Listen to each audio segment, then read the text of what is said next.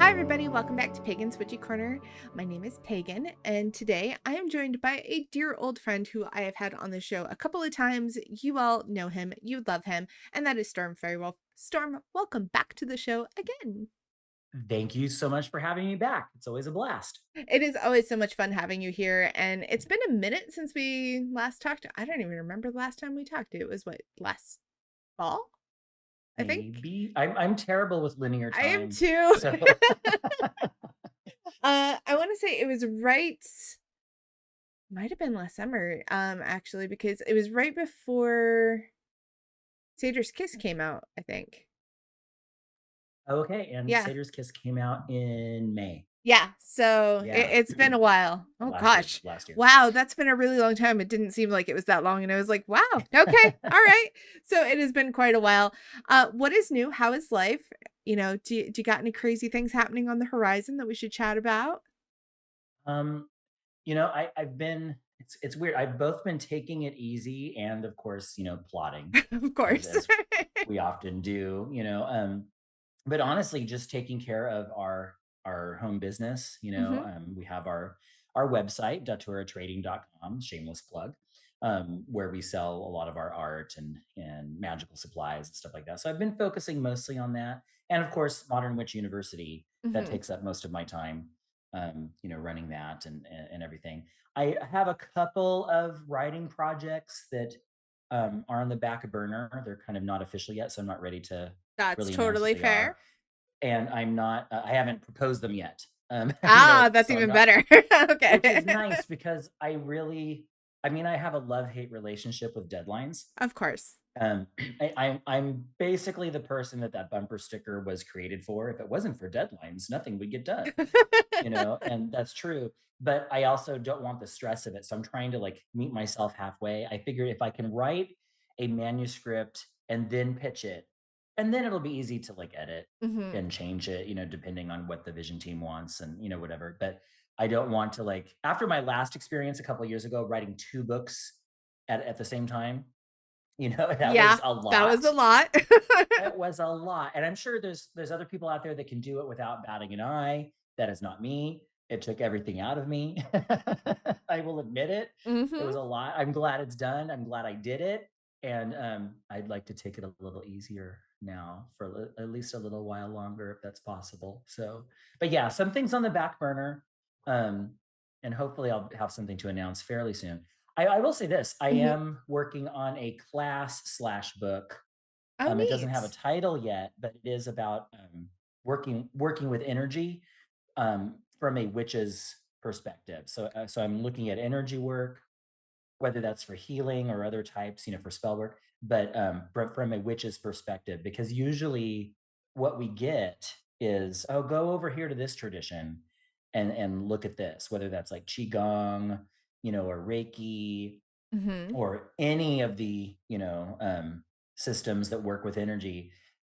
But I would like something that was completely within much more of a witchcraft aesthetic, Oh, that'll be and neat. so yeah, so I'm trying to work on that.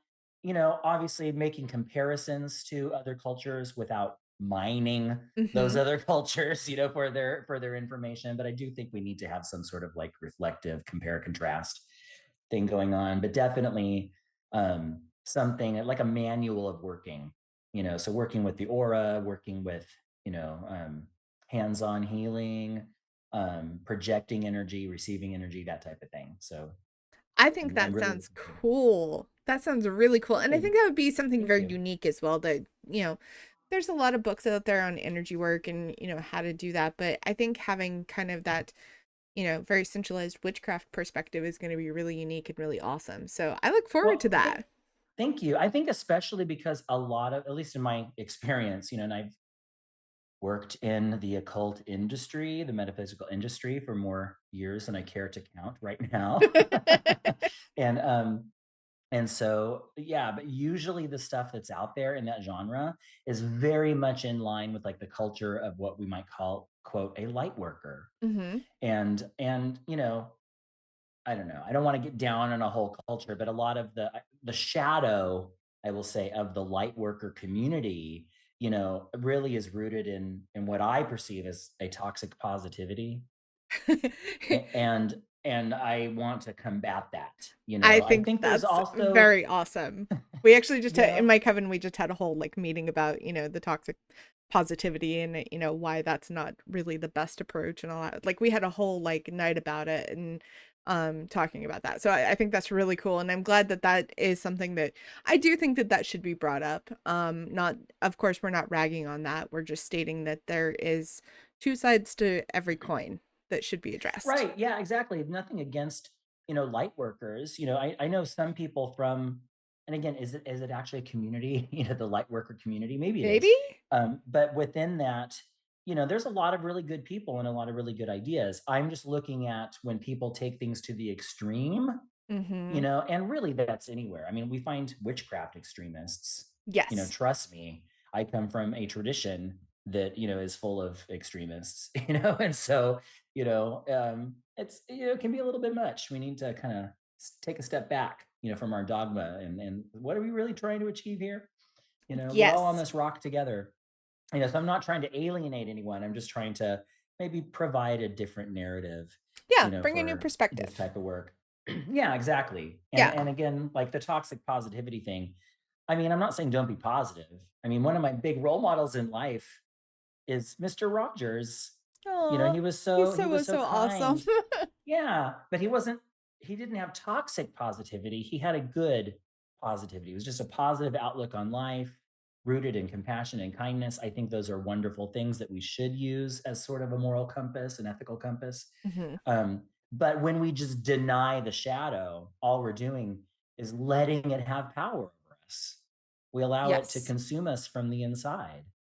And so Yes. that's why I think shadow work is so important, and why I think witchcraft is so important to the people who are drawn to it, because it gives us an opportunity to do that shadow work, not in the sense that we're just wallowing in it, but we're plumbing the depths. We go like spiritual spelunking, if you will, to go and see, where our power lies, because it lies, often in our fears, in the things that Yes. we deny ourselves, and so we need that balance.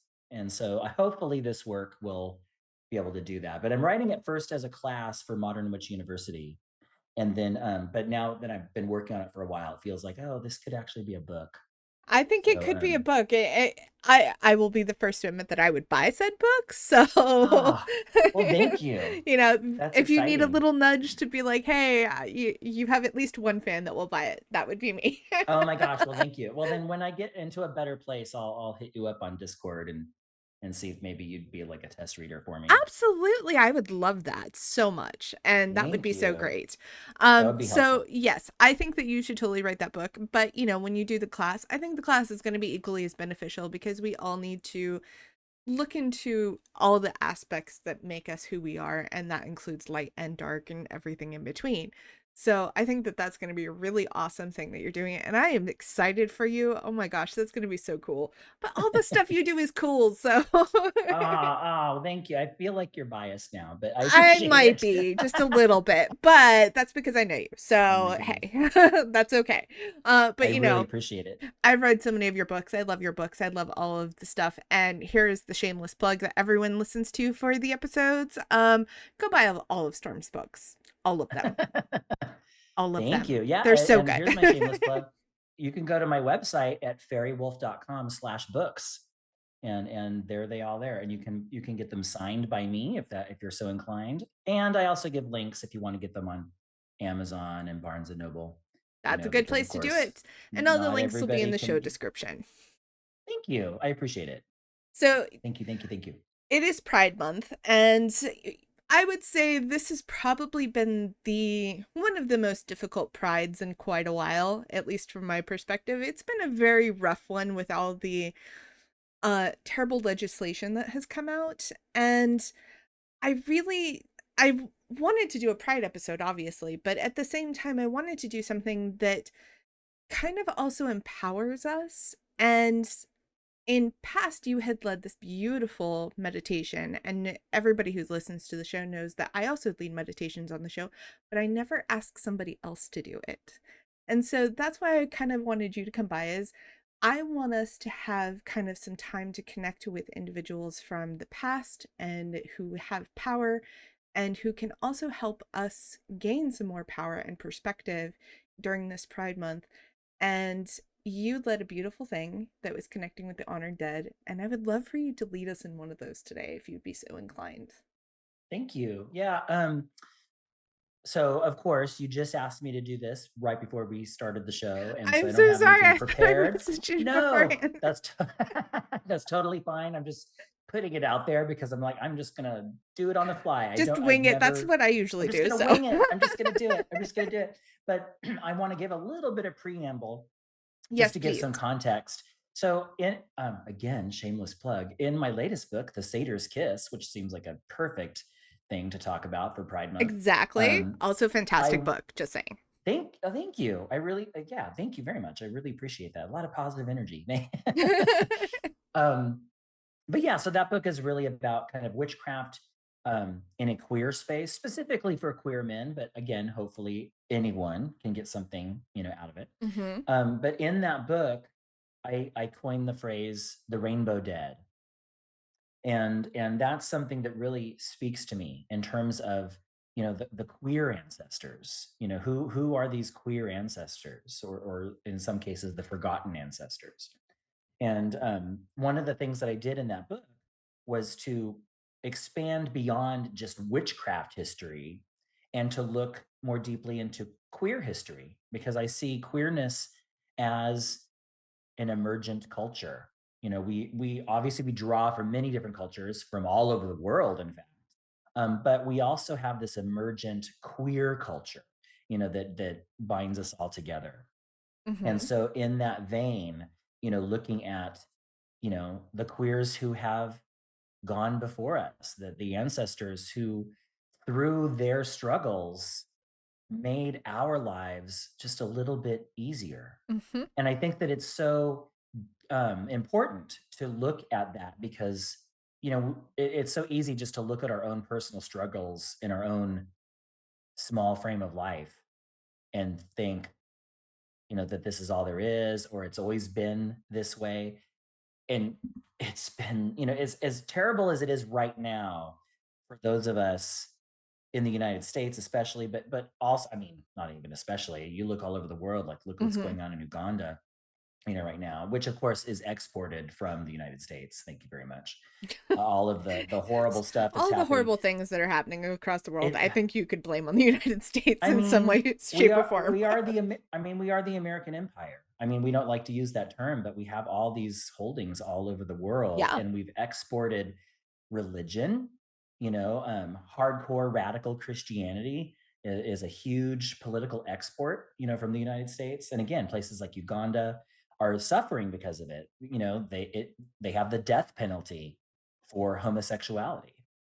And, before colonialism, that wasn't true. In Mhm. many places, many countries, many cultures revered queer people as these spiritual intermediaries. And yet that was lost, and that was wiped out with colonialism.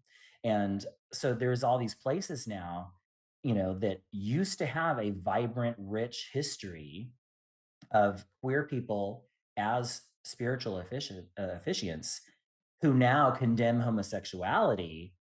And they've basically just bought into this colonial idea that this is just how it's always been, when really this is white people who have corrupted, these other cultures into thinking that homosexuality is wrong, and all this stuff. So it's pretty terrible, but it's also pretty scary in the United States, Yes. because we have actually had so many strides and victories over the past 30, 40, 50 years. hmm And now we're in a place where it feels like all of that can be taken away from us just by a single Supreme Court decision. Right. And I'm not saying this to be an alarmist, although sometimes we need an alarm to wake us up. Yes. And yeah, so right now it feels pretty scary because there's been a lot of backlash. I mean, yes, you mentioned all the legislation. Record numbers of anti-LGBTQ plus legislation have been introduced, and it's been signed into law in many places. Look at hmm Florida, look at Texas. and other of the southern states are following suit. It is tremendously scary. This is also in the wake of the fall of Roe v. Wade. Yep. So we really are seeing something here in this country, that is akin to a theocratical takeover. And I don't think that I'm being, an alarmist when I say You're not. this has echoes of, what was it, 1979, the Islamic Revolution in Iran.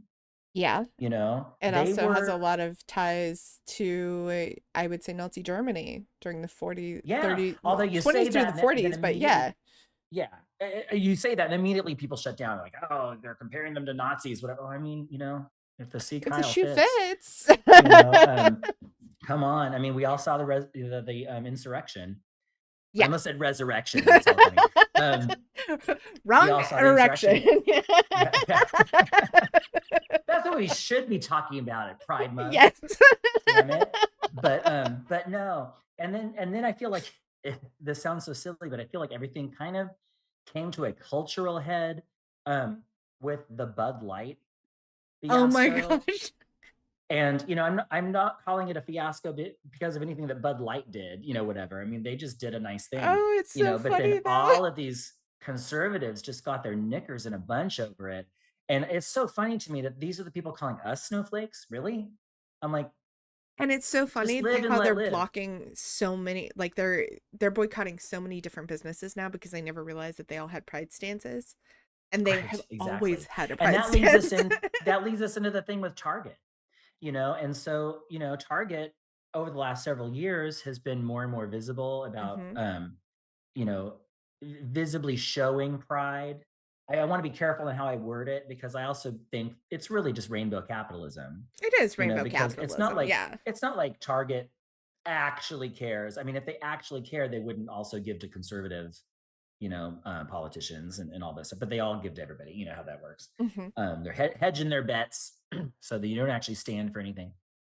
But at least they had this visible stuff. You'd go into Target and it was usually towards the front of the store, their pride display. Well, then it became, kind of the national Karen's pastime to go into Targets and film yourself like knocking over a pride display. We saw all that stuff on social media, and it just really escalated into threats of violence. And we know what threats of violence from the right amount to. It Yeah, amounts to actual violence. I it mean, come does. on.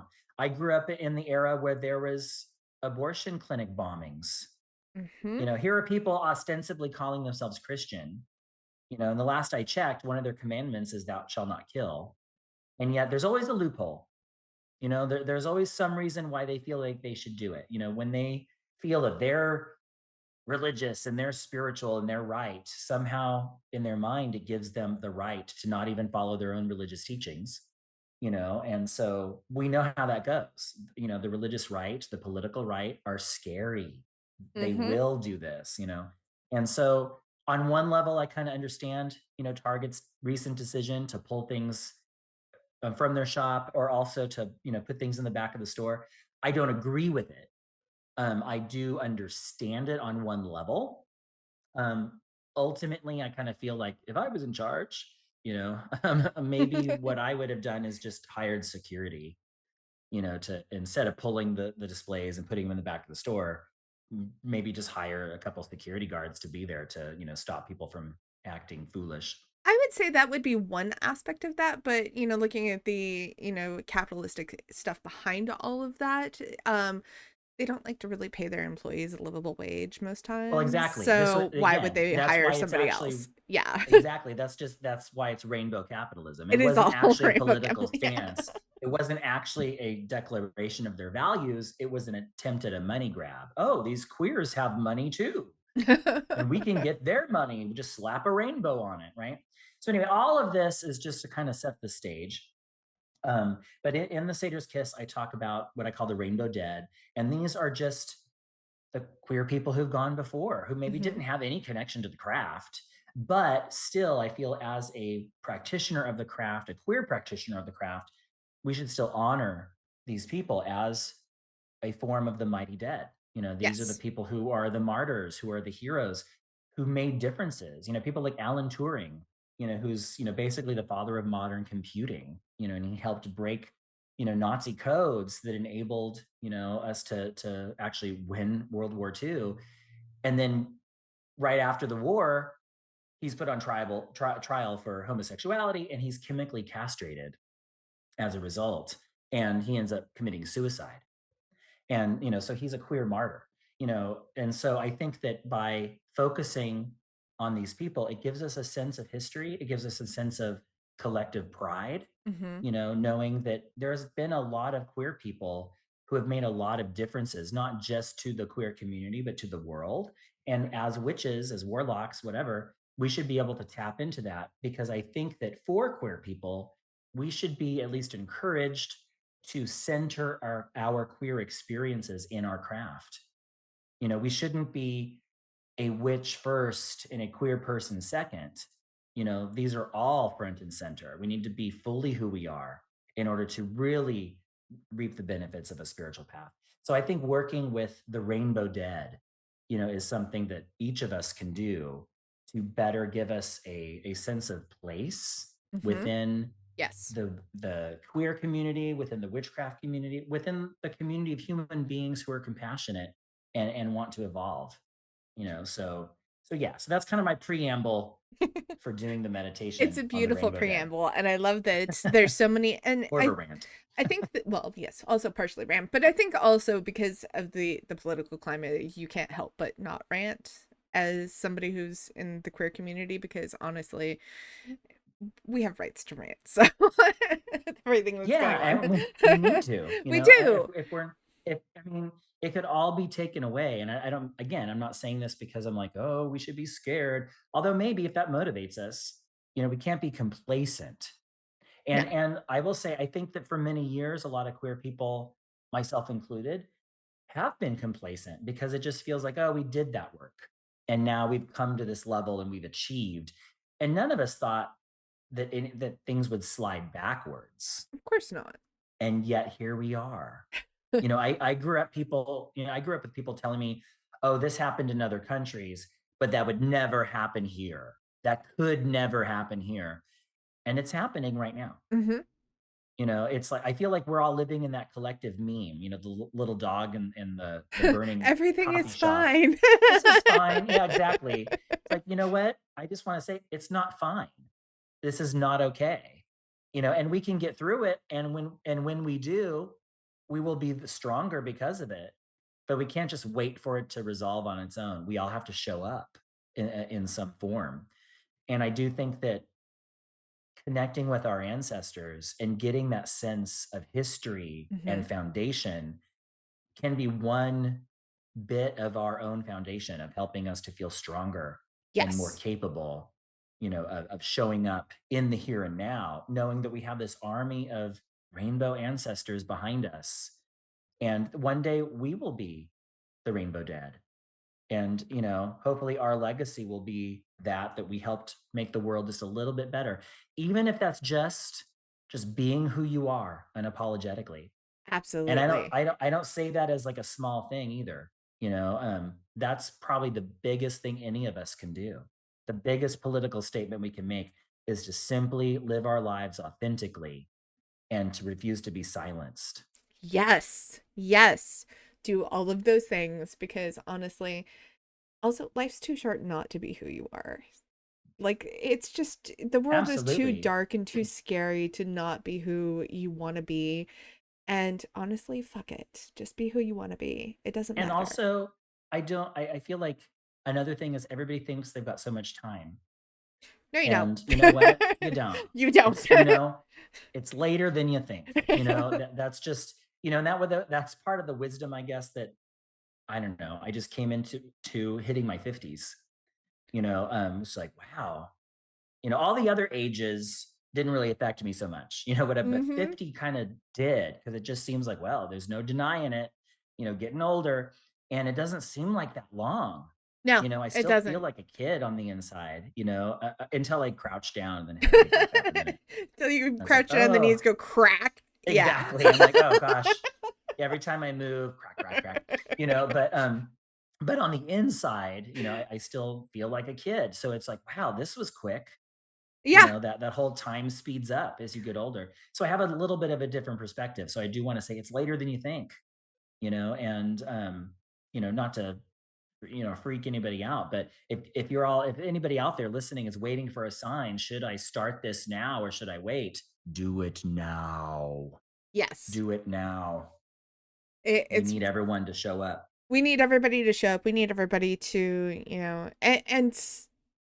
before we, get into the meditative part of aspect of this, I will say one thing before we do that. It's exhausting, and I get it. And we understand, everybody understands how exhausting the fight is to continue to try to just have the will to continue going to, you know, do all the things that you want to do, but also have the rights to do them in a country that's trying to actively take them away. It's an exhausting fight, but we see it. And Absolutely. the one thing I will say is, after reading Satyr's Kiss and adapting some of the rituals in it that to fit my lifestyle, obviously because I'm not a queer man, but I am part of the queer community, just on the female aspect of that. But adapting some of those rituals and working with the Rainbow Dead, and I call them the honored dead because I feel like they deserve the honor that they got. But working with them, sometimes just asking them for strength is like the biggest thing when it comes to be like, it's going to be a hard day that I got to fight through all this just to have an existence. And you'd be surprised how often they show up and they are Right. there and they're like, I got you, boo. I got you. And it's like, okay, let's go do this. And they do. And that's why I was so, when I thought about doing a Pride episode, that you were the first person to come to mind because that was the biggest thing, especially after all of the terrible things, especially living in Tennessee. And Tennessee is an awful place. Um, and when the drag ban first came out, it was like, oh, well, crap, this is the first stepping stone to Right. everything that's going to go wrong. Luckily, it's been repealed and deemed unconstitutional, but it was a fight. It was one of those things of saying, Yeah. I have to get up, I have to do this, I have to fight. And being somebody who's chronically ill and also doesn't like to do that on a, normal day, it's like, well, I still have to anyway, because if not me, then who? And Absolutely. so, asking the Honor Dead for help was a huge boon in my spiritual batterment, I guess you could say, that allowed me to be like, yeah, I got this. Now, don't get me wrong, I'm not somebody that's able to actually go out and protest because of my chronic illness, but I can Right. Right. protest with Right. witchcraft. Absolutely. And I think everybody needs to show up in their own way. This isn't to say that everybody needs to be out there on the front lines and super visible. Depending on where you are, it might not be safe, Yeah. for you. And so I'm not here to judge people who don't feel comfortable doing that. I mean, sometimes it is about, going, beyond your comfort zone at times, but you have to really assess that. Like, is this safe? You might be in a state in which if you are out and visible and living authentically, you might now have a target on your back. Mm-hmm. And, maybe your family also will have a target on your back. I'm sorry, these people are unwell, who are targeting us. Yeah. And we're always hearing about, I mean, hate crimes against the LGBTQ plus community have skyrocketed in the last couple of years. Oh gosh, yes. And it's really, and part of this is because politicians put out this hateful rhetoric and words matter. We tell ourselves, oh, sticks and stones, whatever, words can never hurt me. Yeah, that's fine for if you're six on the playground, but the rules change, as adults. Words can hurt because they start that ripple effect. And where it just starts as words, it we've seen where that goes. It leads to Mm-hmm. violence. It's happening right now. This isn't theoretical. This is absolutely true. This is absolutely happening. Words Yes. matter, especially from our leadership. And that's why we need our leaders, honestly, to some degree, we need them to be the best of us. And that is not who's showing up, you know. No, Um, no, it's not. you know, and obviously, I mean, I don't know. I don't 100% agree with any party, any political party. But in the United States, we have two major political parties, and I'm obviously siding with one of them because that's the party that's not trying to kill us, Right. They're you not the know? best And I'm party, sorry. but they are the party that is not trying to actively harm us. Yeah, exactly. And so I would like, the Democrats, I would like that to change. The Democrats are nowhere near as liberal as I would like them to be. And yet the right is saying, "Oh, they're radical leftists." Oh, honey, please. We don't have radical I don't think leftists. the right has ever seen a radical leftist ever. They would just freak out. I mean, they're freaking out now when it's like Yes. slightly left, when something is slightly left of center, they label it as, leftist extreme. We do not have a viable leftist party in the United States. No. We do not. The closest we have is the Democrats, and they're pretty central. In fact, they're way more right than I would like them to be, and yet they still do at times embody these values, at least on the surface, of progressiveness. And so that's what we have to latch onto until there's another viable political party that, again, is viable, something Yes. that can actually work. I was registered Green Party for a long time. I would like to see more Green Party candidates at the state and local levels first, kind of building up their power instead of just entering the presidential race. Because really, without the momentum of a movement behind them, Yeah. that's not going to No, work. it never They just works. become spoiler candidates, and I might agree with them more than I do with the Democrats, but I also know they're not going to get it because they don't have that momentum behind them. So I don't know what the answer is. Another political party, maybe we need to occupy Democrats, like take them over, whatever. I mean, the Republican Party got taken over. They were always bad, but now they're like seethingly worse. Whew, they're You know, scary. I they're will. very They are scary. very very scary. Remember when it was easy to make fun of them though? It was like, "Oh, that's the Tea Party." Remember when the Tea Party Oh came gosh. up and now the Tea Party took over the Republicans and that's what they are and they're like a shade away from building more concentration camps. This is not rhetoric, you No, know, they've already. so If you listen to some of the things that some of them have said, yeah, it's that close already, and it's yeah, really absolutely. terrifying. It's like, how are you getting away with saying that in 2023? Like, shouldn't there be Yeah. a law against that? I guess not, but here we are. But yeah, Yeah. so Yeah. I But think it's anyway, one of those so things that it's so important to understand all the aspects of that and also know what you're fighting for. And this yeah. is a big aspect of it. But And in part of that, I think that scaling, not scaling back, but circling back to what we were saying about the ancestors, mhm, this can give us strength because maybe you're the only person who's queer, in your family, in your town, but even if you feel you're alone, you have this army behind you just waiting for you to call out to them, by name or not, and there's, you know, I include some names, in my book, The Satyr's Kiss, but I would encourage people to really, look at queer history, um, and and really kind of look at that through the eyes of a witch, of a warlock, of a spiritual person, mhm. who is looking at these people not just as disconnected historical footnotes, but as real living presences that we can still tap into and learn from and feel empowered by. And then maybe that will help us not feel quite so alone and maybe a little bit more empowered to do the work that we feel that we need to do, so Yes. yeah.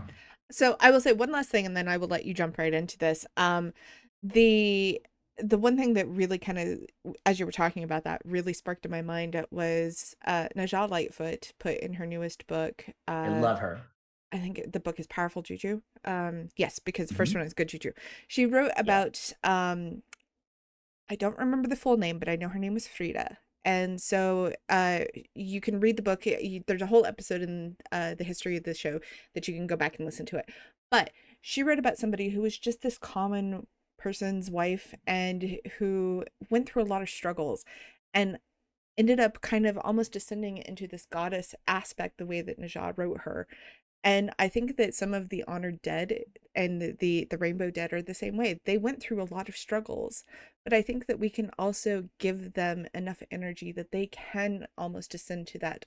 I don't want to say full godlike status, but um I guess spiritual warrior aspect. But I think that Mhm. that's something that is so cool, and the way that she wrote it, I love it. It's beautiful, and I never had thought about that when it came to ancestral spirits, but now I see all ancestral spirits that way, and I think it is the coolest thing. And she is such a wonderful human. Also, check out her book, everyone. Anyway, that is my last side note. She is delightful. And really quick to that, I want to say that just reminds me of something that my friend, the late Eddie Gutierrez, had said in terms of the ancestors, and often will say R.I.P. Rest in Hmm. peace. And he now famously said, "They do not rest in peace." Talking about the queer ancestors, they do not rest in peace. They rise in power. Oh, that is so And precious and awesome. Oh, I wow. I think love that's so that. important to recognize that, like, on Earth, maybe their work had just begun, by creating what many people might see as just a historical footnote. But that is ripples, and that ripple effect grows every time that we tap into it, every time that we read their stories, every time we hear their names. It reminds us that on some level they're with us, and they're rooting us on. They are trying to help empower us to keep that momentum going. And at times it feels like an uphill battle, but that's the battle we need to do. We need to wage that battle, for the next generation.